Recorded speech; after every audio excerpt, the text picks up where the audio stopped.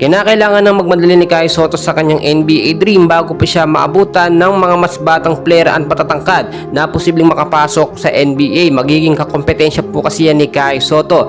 At Coach Jimmy Alapag naniniwala sa kayang magawa ni Kai Sotto kung sakaling makapaglaro ito sa NBA.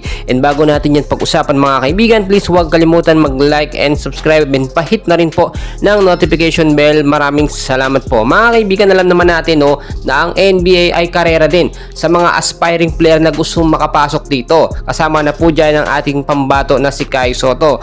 Well, sa edad nga po na 21 anyos ay bata pa naman si Kai Sotto, pero ang dami na po ngayon nagsisilutangan na mas magagaling pa kay Kai Sotto, mas matatangka, mas flexible at mas bata ng mga player. Kung sakali po talaga na matagalan si Kai Sotto at abutin pa ito ng 25 to 30 years old bago makapasok sa NBA, ay baka mahirapan na po siyang maglaro. Alam naman natin na dito sa NBA talagang kinakailangan ng full potential strength, dapat malakas at sanay na sanay sa balyan. Well, sa kabilang banda mga kaibigan, naniniwala po si Coach Jimmy Alapag or itong si Coach Jimmy na conditioning coach ng Sacramento Kings na si Kai Sotto ay malaki po yung maiaambag sa NBA.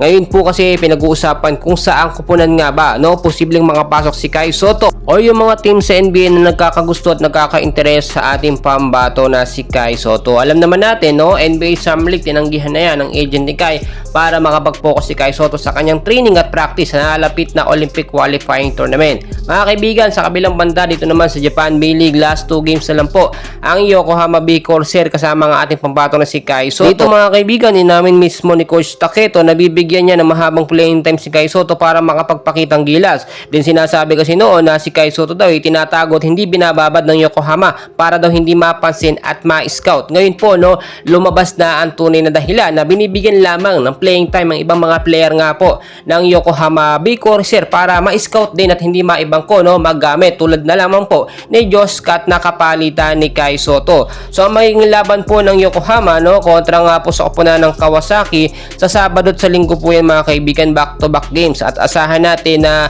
etong si Kai Sotto ay makakapaglaro ng mahabang oras. Pero sinasabi din ng ilan na posibleng si Kai Sotto ay dapat hindi na maglaro or baka hindi rin makapaglaro para nga po hindi na ma-injury. Mamaya kasi last 2 games tapos mapasama pa or ma-injury pa si Kai Sotto, magkakaproblema pa ang Olympic qualifying tournament. Sa kabilang banda, so far so good, okay naman si Kai Sotto, na baka ganda ng kanyang condition ngayon. Pero yung mga training na kanyang ginagawa, medyo mahaba-haba pa po, yung sa Olympic qualifying tournament. Kinakailangan niya ditong ibuhos lahat dahil dito mas mag-aabang po ang mga NBA teams para sa mga NBA prospect player nila na kukuhanin sa nalalapit na season. Hindi po nawawala ang pag-asa natin mga kaibigan. Alam ko, lagi ako nagko-content about kay Kai Sotto sa NBA, pero hindi yan imposible mga kaibigan. Walang imposible basta Pilipino po ang gagawa mga kaibigan. Topic na rin tayo sa ibang bansa, yung mga Pilipino, alam natin yan na pag-uusapan tayo. Pero ngayon, suportahan natin si Kai dahil tayo lamang mga Pilipino ang magtutulungan at wag nating i-down. Kung nakikita natin si Kai Sotto na may mga update, suportahan po natin. And please huwag kalimutan mag-like and subscribe. Maraming